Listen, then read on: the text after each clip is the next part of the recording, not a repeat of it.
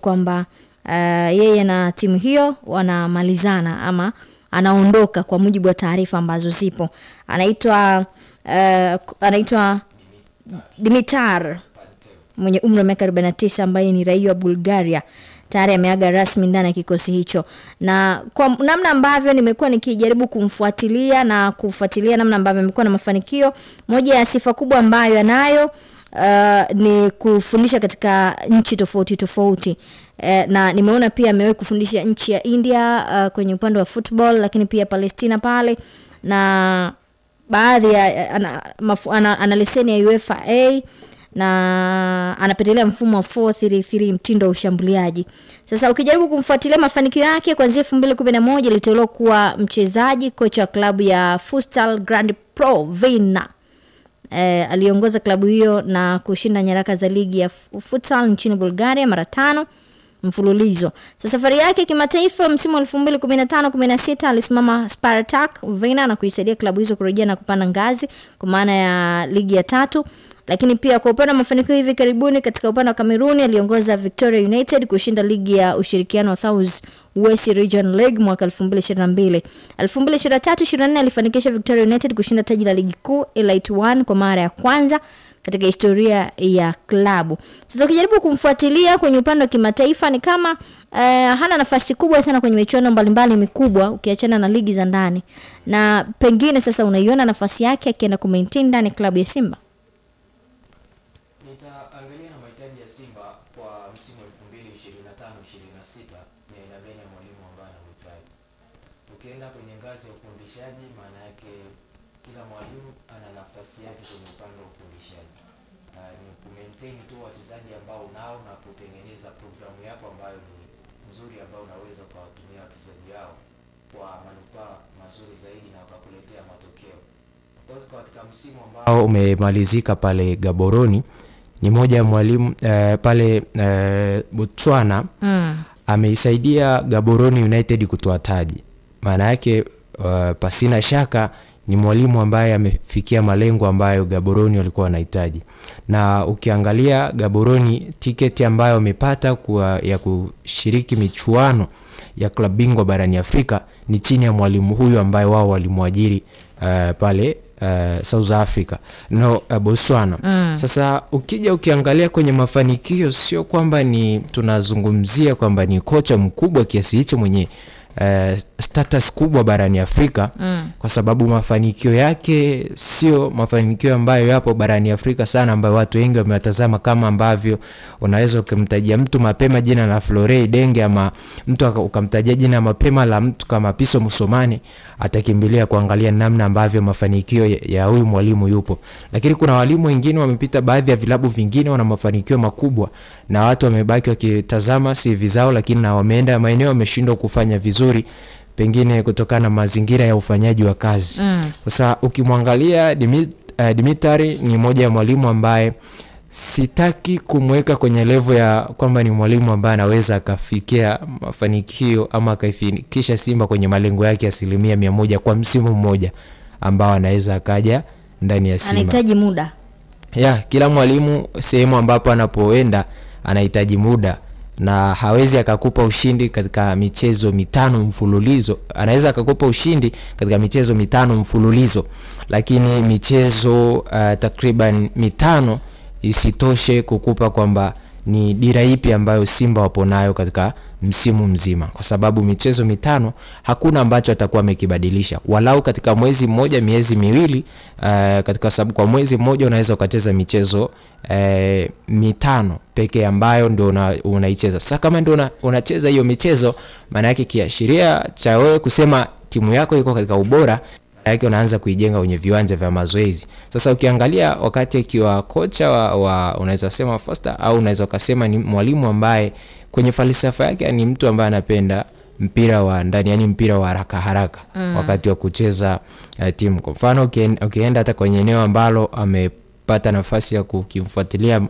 sehemu ambapo amecheza amefundisha, ukiangalia kwenye Bulgaria, mafanikio yake akiwa Bulgaria, ni eneo ambalo alifanikiwa kushinda ligi ya Full Star pale Bulgaria, ambapo alishinda mara 5 mfululizo dhidi ya Grand Pro Varma ambayo alibeba nalo taji. Kwa Bulgaria sio ligi kubwa sana barani Ulaya, lakini ni ligi ambayo kiangalia inaweza ikakupa majibu kwamba kuna utofauti ligi ya kwao pengine na hapa nyumbani. Itoshe tu kwamba wa Tanzania kumuona akisimama na timu ya Gaborone United pamoja na viongozi wa Simba na historia yake, anaweza kaiongoza Simba kuipeleka nchi ya ahadi, kwa sababu kijaribu kufuatilia Simba kwa misimu 4 haijana matokeo mazuri kwenye ligi, lakini pia kimataifa walifika finali kombe la shirikisho. Anaweza kuwa mmoja kati ya makocha ambao anaweza katengeneza historia mpya, ama tunampa muda alafu tunafukuza. Sasa inategemea na mafanikio ambayo Simba wanahitaji kutoka kwake. Wanataka ubingwa. Ubingwa mwalimu yote anaweza akakupa. Kwa sababu nimejaribu kumfuatilia Hemed Suleiman Morocco wakati amepewa mchezo mmoja simamie, na alichokizungumza kupitia moja ya chombo cha habari ni kwamba Simba hakuna ushirikiano na kuna changamoto nyingi ambazo wanapaswa kuzisolve. Mwalimu kuja wakati ligi imeanza tayari usajili umefanyika, alafu tumpe muda tena, kwa namna ambavyo sisi tunaona matazamio yetu. Sasa wakati anafanya hayo mahojiano nilishindwa kuelewa ni ushirikiano gani anazungumza, sababu yeye ameitwa kwa mchezo mmoja ndani ya siku moja, hiyo unaona hakuna ushirikiano. Inawezekana kuna ukifika tu sehemu si unaona.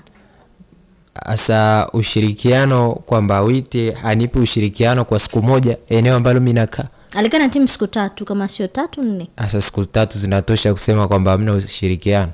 Mimi ninachotaka kuamini ukiachana na ndani ya uwanja, kuna vitu vingi vya nje ya uwanja.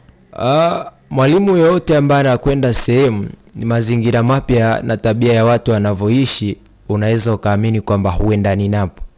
Lakini kadri siku zinavozidi kwenda ndipo ambapo unakuja kuelewa kwamba watu hawa wanaishi kwa hivi. Maana yake ilikuwa ni mwepesi sana kukubali kwamba Simba hawana ushirikiano naye. Na Simba wamempa heshima, ni heshima kubwa ambayo wao wamempa kwa sababu ya kusimama kwenye mchezo mmoja na kuondoka katika eneo hilo na kwenda katika hatua inayofuata. Maana yake yeye ndiye anapewa ile nafasi ya kwamba timu imevuka ikiwa mikononi mwake. Hata kama timu ilikuwa haina performance ya kuridhisha na hajasimama kwenye michezo yote, lakini mwalimu wa mwisho ambaye watu wanamtazama na matokeo ambayo aliyapata, watu wanaangalia katika mwalimu ambaye alisimama. Na sababu yeye alikuta timu ikiwa baadhi ya watu wameondoka. Kwa mfano kuna baadhi ya watu ambao Fadu aliondoka nao, ambao alikuwa anafanya nao kazi msimu uliopita.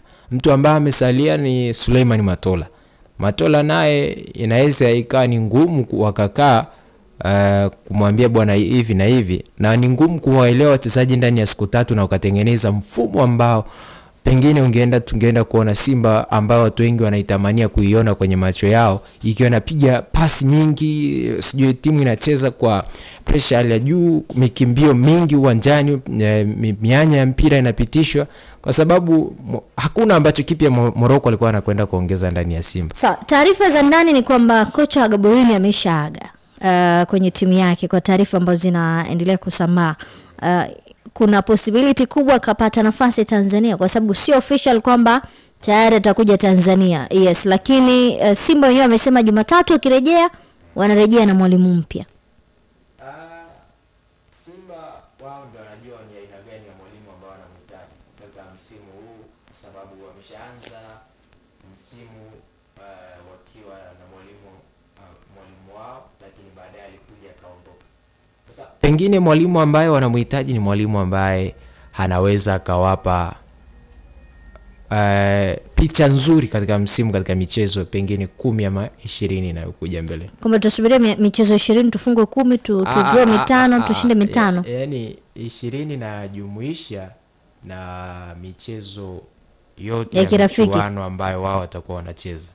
Maana yake kuna michezo ya ligi ambayo watakuwa na win, kuna michezo ya kuna michezo mingine yani ya ligi unajiwekea win rate yako kama mwalimu, lakini kuna michezo mingine wewe unajiwekea kama pengine kwenye CRDB na win vipi, na natakiwa nicheze michezo mingapi. Tuna michuano zaidi ya, naweza ngasema zaidi ya 3 kwa sababu kuna michuano ya CRDB Federation Cup, kuna michuano ya ligi kuu, lakini kuna michuano ya Mapinduzi, lakini kuna michuano vile mingine. Sasa sijui kama msimu huu atakuwepo ya Muungano.